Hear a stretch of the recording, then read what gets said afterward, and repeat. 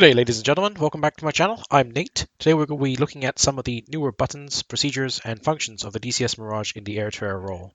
Other than the gun, the Mirage carries two air-to-air missiles, the Super530D variant, a short to medium-range semi-active missile, and the R550 Magic 2, a short-range infrared homing missile. So before we get into the various AA modes and the AA HUD display modes, I first want to talk about bindings because a lot of these have changed in the last, I think it's almost 4 years since Mirage has come out now. I think it came out in 2015 or late 2015. The functions have changed, or the process has changed, or the name has changed. So whether you're a new Mirage owner or a returning Mirage owner, there might be something here for you here if you're having problems using some of the weapons in the Mirage in the AA mode. So I think there are 6 total keys that you may need to rebind or bind completely because these are the new modes or the new names for the new buttons. So the first 3 you'll need to bind will be Weapon Systems Command Forward, Aft, and the Press. They're up on my screen here. These used to be called, I think, Special Weapons Select Forward and Special Weapons Select Aft. I'll go into these in detail a little bit later in the video, but in short, these will bring up your different HUD modes. And if you watch my ground attack video, these will bring up the different modes for those weapons too. The weapon system command depress unselects things on for your radar, and I think unselect also stuff for what you're retracking. The other 3 modes you need to bring into are CNM neutral, CNM magic, and CNM AA gun. So the AA gun and magic will bring up your gun and will bring up your magic missiles directly. These used to be selectable from the weapon control panel. It is no longer possible to do so. CNM neutral brings your weapon control panel to neutral position, which essentially brings you back to whatever mode you were before AA, which is usually navigation. All right, so those are the 6 main bindings you need to do, which are new or have changed. The rest of them, as far as I can tell, haven't really changed much. So if you need any more assistance with this, I highly recommend looking at Chuck's guide. He has updated his Mirage Chuck's guide to, I think, November or maybe even December of 2019. So it has been updated from when it was before. All right, so let's go into now the different AA modes. So we're cruising towards those F-14s coming towards us at the moment. We're maintaining this heading. We're going to be looking at using the Super530s first. So let's have a look at prepping the aircraft for using the Super530s. So the first thing we do, and we maybe have even done it on the ground, is to use our PPA. I like to just call it the Weapons Management Panel. This is because it's exactly what it does on the tin. It manages weapons. You can see MISS and MAG, which is our Super 530 missile on the left, and Magic missiles on the right. They both have a solid P. P is French for prêt, which means the missiles are ready. If they're flashing, that means they're warming up. If they're off, that means the missiles are not even warmed up to go. So always have a quick look, make sure weapons are warmed up and ready to fire. Just left of that is your weapons selector, if I had to call it something. G and D is à gauche and à droite. That means left and right in French. So if you flick it over to G, it will fire the left missile, and only the left selected weapons. If you flip it over to D, which is à droite, which will only fire your right weapons, and only the right weapons. So I always just leave them auto, so the computer will just cycle through the weapons when I fire them. So on the left side, we have our PCA, which is our weapon selector panel, and our master arm switch. Flick that to on, select the Super 530s. At the moment, we're a little bit far, so I'll leave that as it is, but that's where you will select it. Slightly below that, if I can zoom in here, this is our fly-by-wire G-limiter switch. At the moment is on charges because we have a fuel tank on, but before we do, we would drop the fuel tank, and we would do so by flicking at the master arm, flicking off the weapons jettison switch, making sure it's actually in the on position, selecting the fuel tank, and if you push the button to drop the fuel tank, which is your pickle key, once it's gone, your fuel tank is away. Make sure this is closed because otherwise it will not fire your weapons. And you can bring your fly-by-wire G-limiter to AA.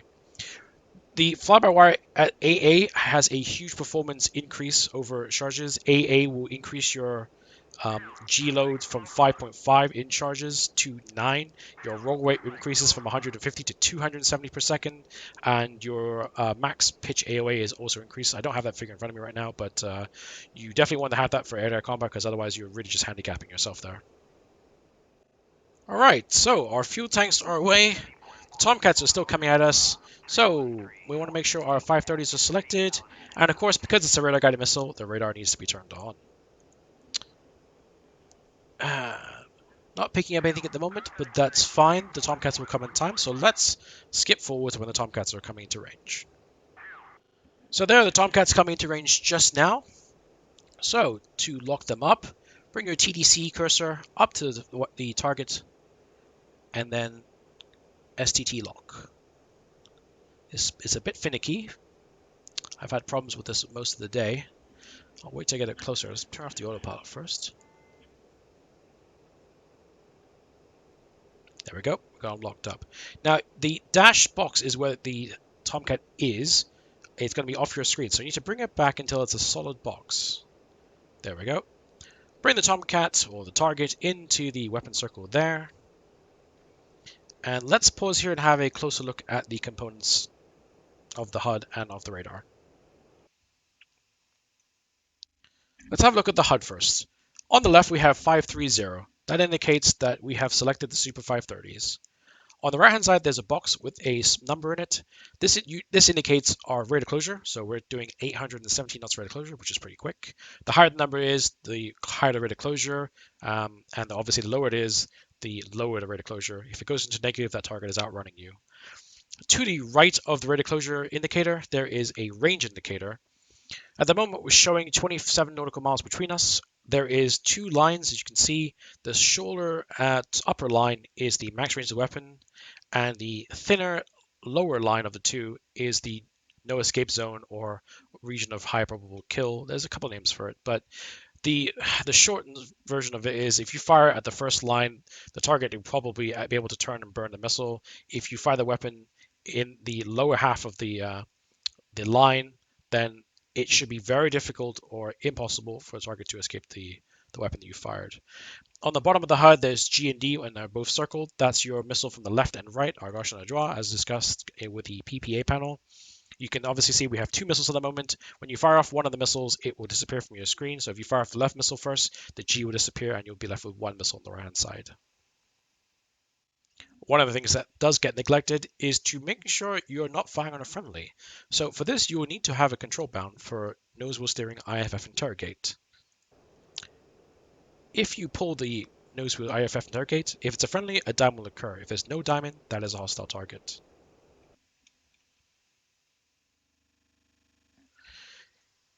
Here you have the radar screen. Now this is a little bit overwhelming and is what appears to be quite little information at first sight, but once I explain it, it should be a little bit more clear. On the top row, we have the target's information. We know it's doing 0.7 Mach on the top left. He's heading 158, and we have a rate closure of 817 knots, the same as what we got on the HUD there.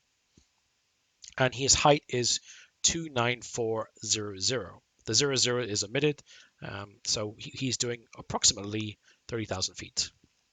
On the bottom left, we have our speed in Mach at the bottom and our speed in knots.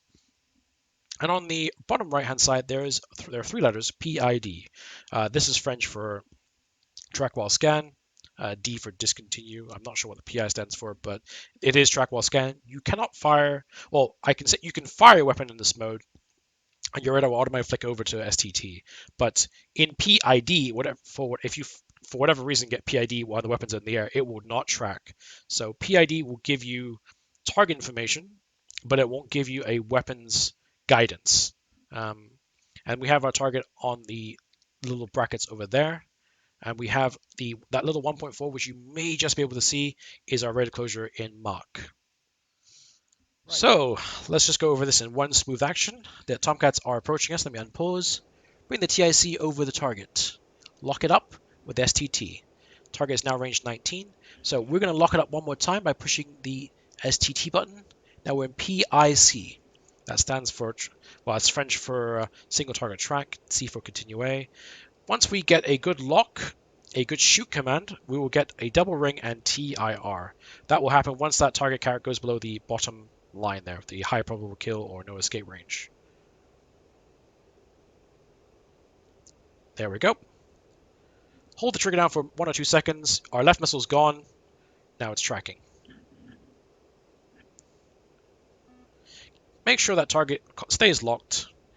to provide guidance for the weapon.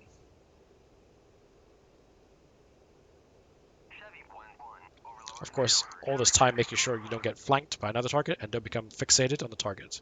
There we go, that's one Tomcat down.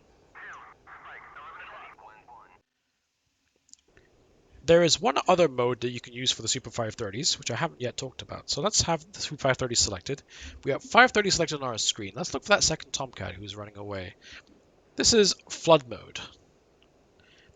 Flood mode, or SVI mode, locks a target, I think any target, within 20 degrees left, right, and up and down of your nose. So you can see we have SVI selected. We have the 4 brackets. If we bring our nose over